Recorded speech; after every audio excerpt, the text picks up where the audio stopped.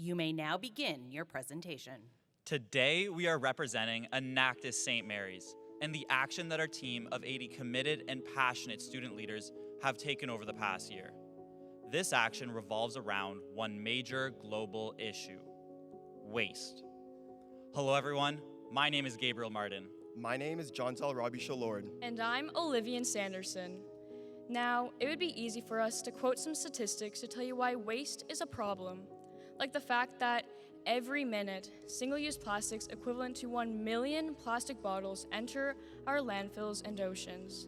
1 million bottles every minute. Or that 30% of the food produced in Canada is dumped directly from fields into landfills. Statistics don't change behavior. You'll still choose that perfect-looking apple over the one with one small blemish. You'll still throw away your single-use cutlery after lunch without even thinking about it twice.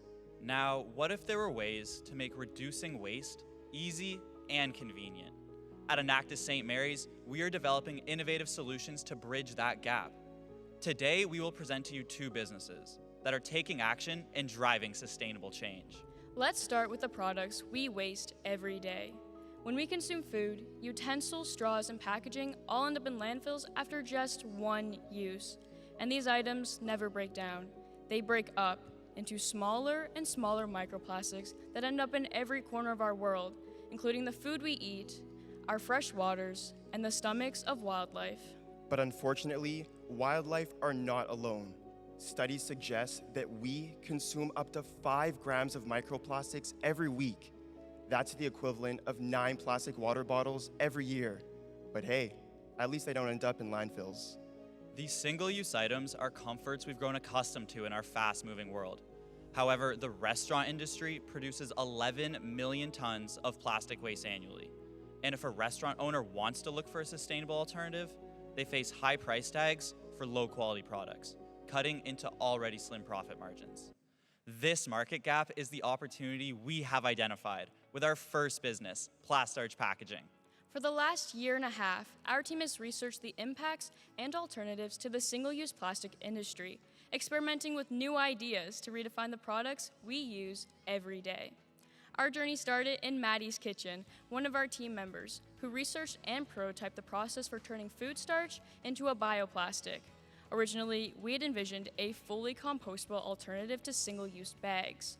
Although, after many experiments, we realized that our formula was better suited for more rigid plastic products, such as utensils, straws, and containers. With this, we established Plastarch Packaging, a fully compostable bioplastic alternative for the restaurant industry, created using a starch base.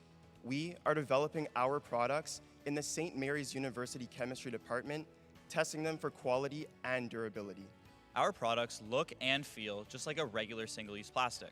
They are firm with some flexibility and won't get soggy like a paper straw. The main ingredient in our material is potato starch, and the process begins by purchasing food-safe, second-grade potatoes from local farmers. These potatoes are perfectly healthy, but typically go to waste due to the excess in the supply chain. Starch is extracted from the potatoes before being mixed with our proprietary formula to create the bioplastic. Finally, molds are used to shape and cure the products. Currently, restaurants looking for alternatives to single-use plastic items must choose between paper, wood, and other bioplastic products. But these alternatives come with their own set of problems. Paper isn't waterproof, and wood alternatives aren't durable, making them both ineffective and a pain for customers to use. These options strain natural resources and can cost restaurant owners up to 120% more when compared to single-use plastics. Let's hear from our first buyer, Osama, the owner of Lakeview Cafe and Eatery. His restaurant is located in a national park, meaning he's required to use zero-waste items in his business. My name is Osama Nasrallah, and I'm the owner of Lakeview Cafe and Eatery in Kajimakujik National Historic Park. We serve over 70,000 visitors. When it comes to sourcing these utensils, the market is full of products, and that's where it becomes really hard to pick up the best product. When the team at Plastarch came to us about their product, we got very excited. It's really good to be able to use a plastic that's, it's composable, and that's a really amazing alternative that we haven't been able to find for years now. And that's why we really like this product. 13 businesses have expressed interest in our products, and Osama will pilot our products in his 2 restaurants this summer, providing us with feedback so we can continue refining our MVP before entering the broader market. After looking at competing bioplastics, the unfortunate reality is that in order for a product to be labeled a bioplastic, only 20% of its materials must be compostable. Plastarch is created using 100% compostable materials, providing restaurant owners with a truly sustainable option to choose from. Now that we've established our value proposition, let's take a look at the rest of our business model. Our early adopters will be eco-conscious restaurant owners. However, we are expecting to gain traction with all restaurants due to the price point we have been able to develop. Our cost to produce a single utensil is 3 cents, allowing us to be priced at $10 for a package of 200 units. On this, we earn a 40% contribution margin and are positioned 40% below competitors, meaning our customers no longer need to make the compromise between affordability, durability, and sustainability. To scale, we will be using contract manufacturing to meet the demand of the Canadian takeaway packaging industry, valued at $2.6 billion. To capitalize on this, we will be using a B2B revenue model, selling through restaurant wholesale suppliers such as Cisco. We are currently in discussions with their merchandising department to create a partnership that would allow our products to be accessible to restaurants across the country. Our business model was validated earlier this year. Plastarch won first place and $10,000 in seed investment from the Innovation Cup, an 8-week pitch competition, along with nearly $15,000 from RBC, creating jobs for 3 of our members to further develop this business. Looking forward, our timeline looks like this. Over the next year, we will continue refining our MVP, obtain all necessary certifications, enter the market with our early adopters, and patent our product to protect our intellectual property. In fall 2025, we will begin commercial sales with Plastarch, and in fall 2026, we will begin contract manufacturing, helping us produce Plastarch products in high volumes as we scale across Canada. So why are we the team that can take Plastarch from an idea that started in a member's kitchen and turn it into a major supplier of bioplastics? Because we've already built and scaled our second business, Square Roots, starting in 2016, addressing waste at the start of the supply chain. Over 30% of Canada's crops are dumped directly into landfills, skipping the supply chain entirely due to cosmetic imperfections. And every year, farmers lose $4.7 billion in revenue on healthy fruits and vegetables they then have to pay millions of dollars to dispose of. Although all this food is going to waste, 23% of Canadians are experiencing food insecurity. That's nearly 10 million people. To address these issues, our team created Square Roots, a registered community interest corporation that purchases perfectly healthy but cosmetically imperfect produce from local farms and sells it at a 56% discount at 11 community locations across Nova Scotia. This year, Square Roots opened 3 new locations and provided communities with over 780,000 servings of nutritious vegetables. We also onboarded 2 new farms to keep up with high demand. And through our program, our farmers generated $64,000 in additional revenue they otherwise would have lost. This year, the impact of Square Roots was recognized by the government of Nova Scotia. They reached out to us to establish a formal partnership and provided $100,000 to bring Square Roots locations to every county in the province. Through the Department of Communities, Culture, Tourism and Heritage, with support from the Department of Community Services, we've invested $100,000 to help Square Roots grow across the province. And we've heard about Square Roots through, the work in schools, the work just across the province in terms of connecting with farmers, with produce, and with communities. And a service like Square Roots is vital to those who are food insecure, those who are not technically food insecure, but of course are looking to save money just across the board. So I think there's a lot of room for Square Roots to grow and serve a valuable need in this province. Next year, we will triple our impact, opening an additional 20 franchises for a total of 30 locations. To support this growth, we're hiring a manager of expansion and sustainable growth.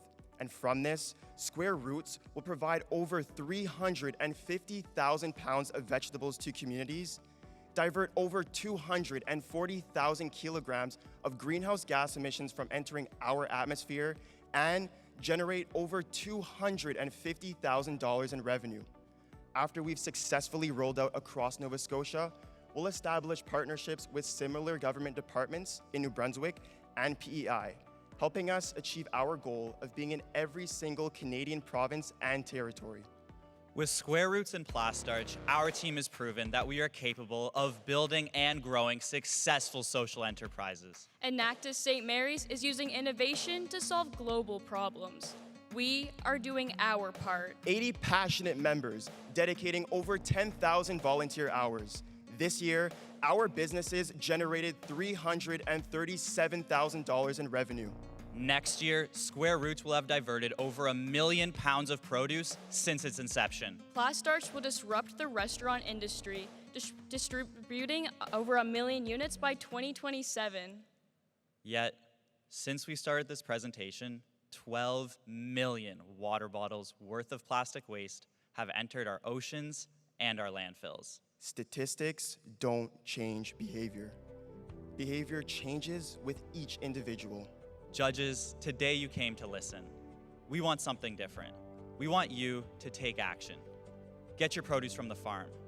Use compostable cutlery. Stop wasting. Become part of Enactus St. Mary's, part of our journey to end waste. Become one of our friends. Because our friends hate waste.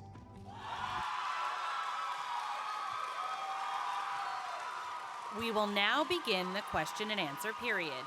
Judges, please raise your hand to indicate you have a question, and a microphone will be brought to you. When asking your question, please stand if you are able.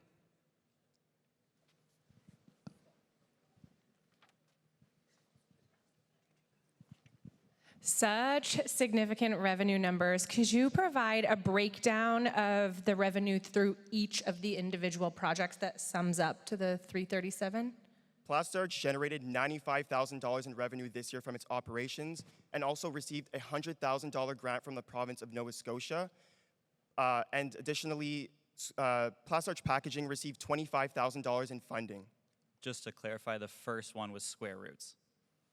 Square Roots generated $95,000 and got the $100,000 grant. Great presentation, guys. Question for you on Plastarch. Clearly, it's a great idea. What do you guys need to accelerate your roadmap? Proof of concept seems to have been verified. So how can we help accelerate it? So if anybody in the crowd was looking to help, we would love to connect with local restaurants or anybody else in the food industry. Right now, we're developing our products in the St. Mary's University Chemistry Department. To scale and produce them at a larger quantity, we're looking to partner with contract manufacturers. We've identified CKF Incorporated in Nova Scotia as a potential partner, but if anybody would like to connect us with any restaurants or any manufacturers, we would love to have those conversations with you guys. As someone who represents 1,200 restaurants coast to coast, I look forward to that conversation. In terms of...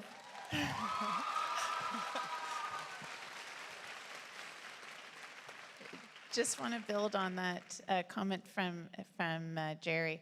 As you look to scale, what's your biggest impediment? So the main thing is going to be making sure that our entire supply chain and the logistics from beginning to end is sustainable. We don't want to be shipping produce, or specifically potatoes, super long distances to multiple different manufacturing facilities. So trying to find partners that are local, as close to the farm as possible for the extraction of the starch and then the manufacturing of the specific products will be key to make sure we're minimizing any transportation emissions. One quick clarification and a question.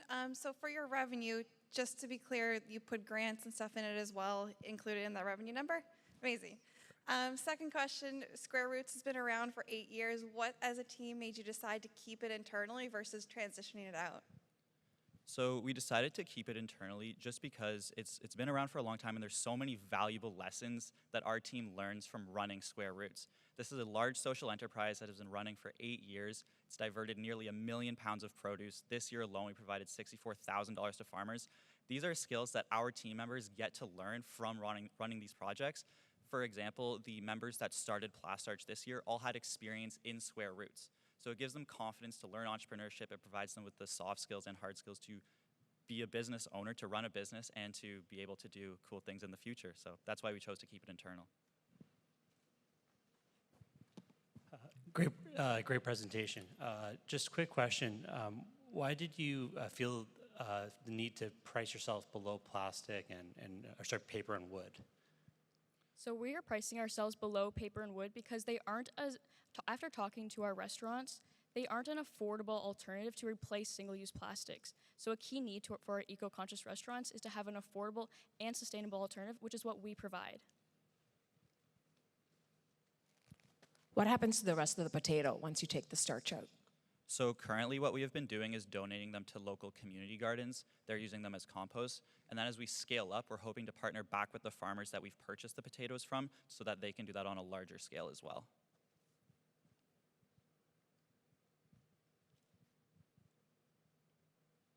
I guess fast. Congratulations on Square Roots. Have you ever thought about a scaled partner? Retailers are under huge pressure right now for food prices, et cetera, and it feels like a Square Roots section could be brilliant.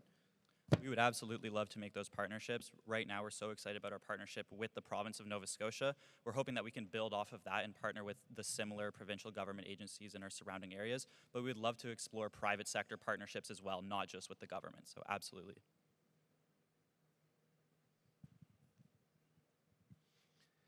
Square Roots was started in 2016, and on the back you talk about this year versus last year, but can you guys talk about last year, Square Roots, and what you did beyond just a continuation of the previous years? Yeah, absolutely. So this year specifically, we opened the 3 new locations. We provided 130,000 servings of vegetables to communities, which is a total savings of Your 200. time has expired. Judges and guests, please help me in thanking the team from St. Mary's University. Judges, we ask that you please stay in your seats as the next team's presentation will begin momentarily.